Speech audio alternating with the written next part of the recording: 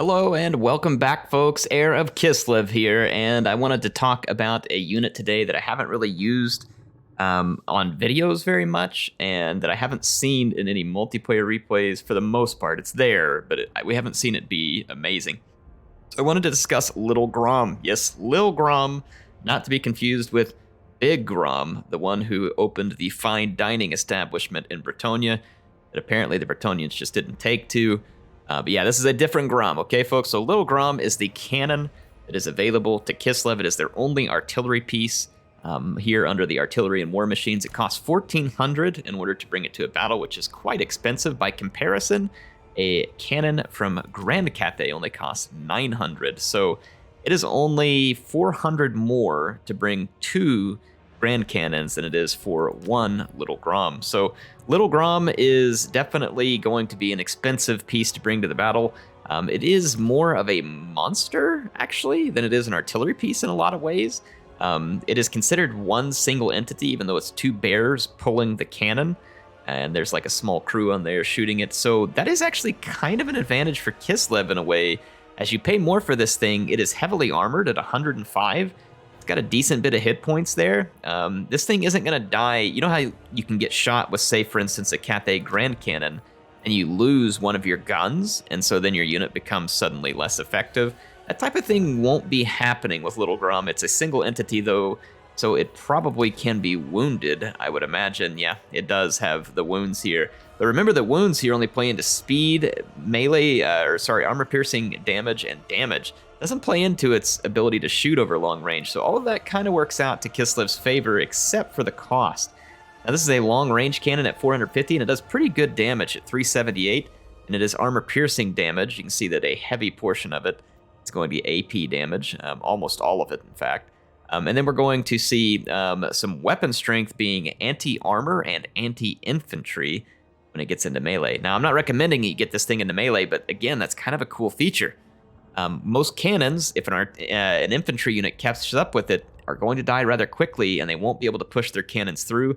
Little Grom acting as a single entity makes it a little different. Now, this cannon still is slow at 35, makes it somewhere around roughly the same speed as a unit of, say, like Empire Swordsman or Empire Spearmen. So roughly that same speed. It's not fast, but it does have decent mass, and it can plow through. Like, if we take a look at the mass, it should be there, 2,900. Not terrible. So it's an interesting unit. I set up a couple of small battle scenarios for us to test it, and the questions are going to be, what is it better at shooting against? It says that it's an anti-infantry tool. Is it good against infantry? Is it better against single entities? Does it hit both reliably? Is it too slow to shoot?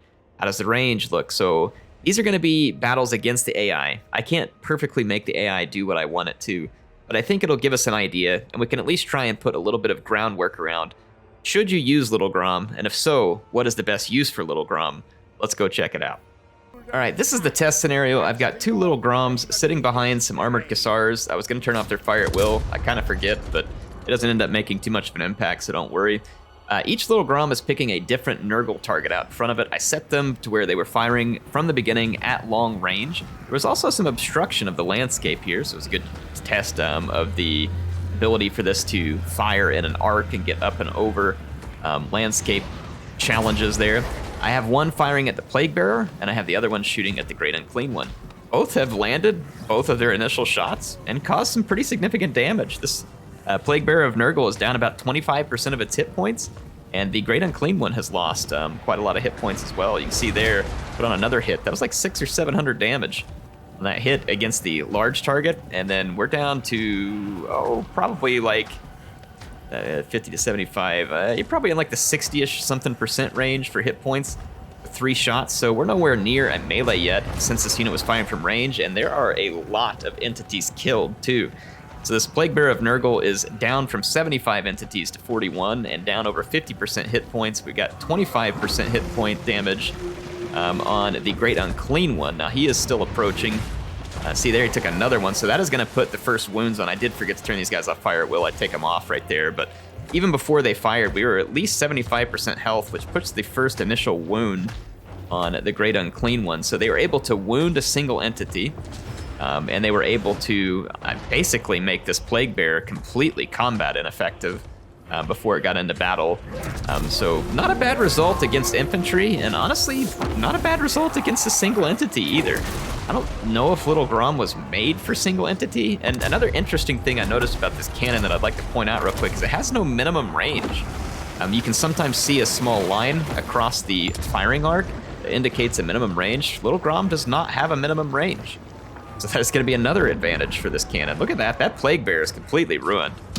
Now, granted, this is a best case scenario in the sense that Nurgle is extremely slow and no other faction will let you shoot at them this much on the way over. But still, the fact that a Plague Bearer was completely ruined with time to spare before combat ever even joined, I mean, that's not bad for Little Grom, right? This thing isn't cheap, but still, that's a pretty decent performance. 63 kills against infantry, and those are infantry with a lot of hit points. Granted, slow infantry. Look at that, he's giving the Great Unclean One a back massage. I love the cannonballs just bouncing off this thing. The Great Unclean One is now fighting with the Boyar where he'll take a little bit of damage, but I mean, most of that damage was from Little Grom, and look at this. As the fight continues, Little Grom has been able to continue to fire. It's been accurate with its hits. Again, granted, this is a rather large target. Still, I think it's somewhat impressive that he was able to put this many hits onto a large target like that. Now, I wanted to test another thing. This cannon says it can melee. Let's test here again. Remember, a regular cannon crew would have gotten knocked off of their guns. Little Grom does not get knocked off its guns when he got put into melee by that Herald of Nurgle. And here comes the charge into melee. Yeah, you're not going to see anything impressive here. Little Grom does have some secondary melee capability, but I wouldn't be counting on it. But again, look at this mass. I'm able to just pull through the Nurgle infantry and get away from the Herald. I'm going to be able to bring these cannons up here and position behind the Nurgling troops. So this is a unique ability for a cannon. I mean, how handy is this going to be ultimately? I don't know, but you're not going to find another cannon unless it's like the Skull Cannon. It's going to do anything like this. The other ones will get their crews stuck. They'll get detached from their gun. They'll take a lot of damage because of their low armor. So Little Grom definitely has some advantages in terms of its being a single entity, in terms of it having high armor, decent mass, its ability to not just get completely crushed in a melee. Now, we're going to look at some other scenarios, but so far here, I think we can determine that this cannon is pretty effective against infantry and particularly large targets like the Great Unclean One. So, not a bad performance. Let's check out how this cannon does against other artillery. Now, unfortunately for me, the AI is on a negative IQ level. CA, please. So, I am not going to be able to get the Cathay cannons to shoot at me very much. Maybe I should just put them on Defender next time, but regardless, I wanted you all to see what happens here. I have picked a separate Grand Cannon target for both Little Groms. One of them actually coincidentally hit the Lord Magistrate and the cannon with its first shot. So that the ball flew through the Lord Magistrate and on into the cannon unit. So check this out already.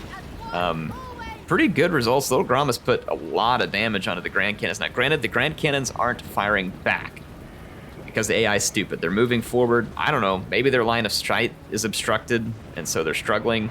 I guess it's possible, but Little Grom has been accurate with the shots. It's caused damage on every shot against an enemy artillery piece, and at fairly long range. You can see here comes the Cathay Grand Cannon. The first shot was a miss. Second shot was a miss. Third one was a miss, so 3 shots, 3 misses. Little Grom has still yet to miss a shot. And that one took out a gun. So obviously Little Grom's shots are capable of removing a gun from the equation, and it took out a gun over here too, whereas the Cathay Grand Cannons don't have the same luxury, even when it lands a hit. Look at that. So there's a double shot, double hit. Very nice damage from the Grand Cannon. So Little Grom, I think, will be susceptible, especially due to price. Something like a Grand Cannon or later on Dwarf Cannons or Empire Cannons. I think it will be susceptible. It's a pretty large target, but at the same time, it doesn't do bad when firing back into these units. You can see that it's already destroyed all 3 guns of this Grand Cannon, and it's left 2 guns, or sorry, only 2 guns functioning on this unit. So I don't know. It's going to be interesting. I don't think you would want to get out there and just start trading with cannon artillery with Little Grom, but I'm still fairly impressed here. Little Grom's wounded. Oh no, it's going to be less leadership. You know, it's got the wound there and a little less melee damage, but otherwise, I mean, the Grand Cannons are completely non-functioning at this point. So I don't know, it's interesting. Like I said, I'm not sure it's going to be great to just sit there and park it in front of Cathay cannons just because of the huge price difference. Certainly not 1-to-1. In a 2-on-1, where it's not just a dumb AI and you've got 2 Cathay Grand Cannons firing at the Little Grom, it could very well go very poorly for Grom, because you can see just how much damage those Cathay Cannons did when they landed a hit. But look at that. Grom was accurate. They landed almost all their shots. They did a ton of damage. They took out all of the artillery pieces.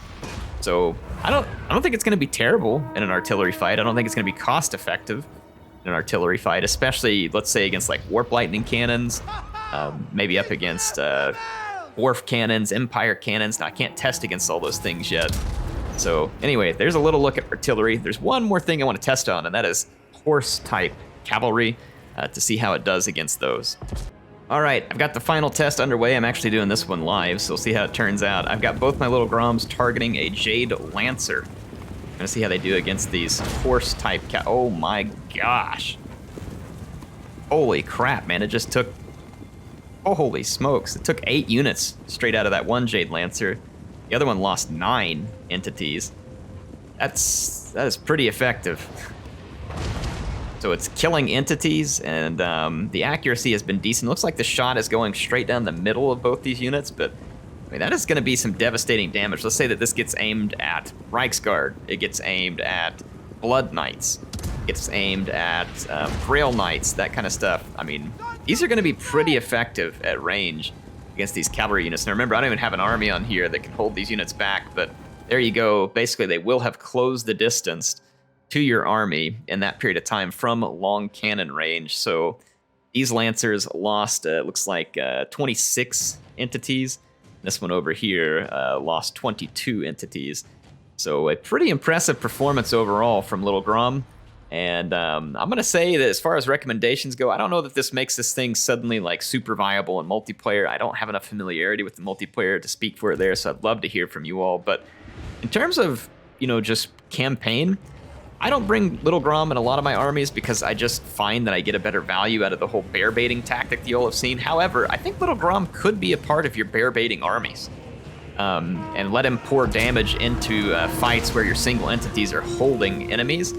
He'll probably kill a lot of entities. I wouldn't want to spend too much on Little Groms because, again, in the bear baiting tactics, maybe you could give up a couple of armored Cassars and trade it for, Little Groms. It's a risk because the armored Cassars are going to be better in a melee, but if you're fighting a lot of open field battles, I could see the Little Groms being potentially useful in like a campaign bear baiting scenario. They would be good at helping you in sieges for taking down walls and towers.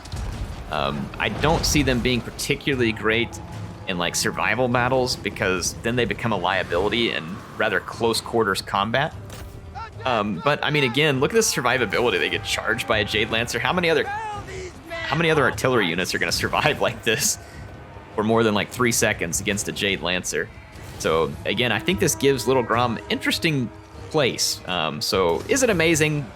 I'm not finding it amazing. You all can tell me if you think it is. But is it viable? Yeah, it looks like it's perfectly viable in campaign. Multiplayer, I would think the cost would make it a very niche and situational type of unit against a faction where you really feel like it's going to get you some payback. Because, it is quite expensive and there are risks. So anyway, there you go. There's Little Grom. You all tell me what you think about Little Grom. And then tell me what units, whether it's Kislev or not, obviously, you think we should take a look at next in Warhammer 3. And just dive in a little and see how they perform. Love to see your thoughts in the comments. HeirofCarthage signing out for now. I'll see you all next time in Total War Warhammer 3.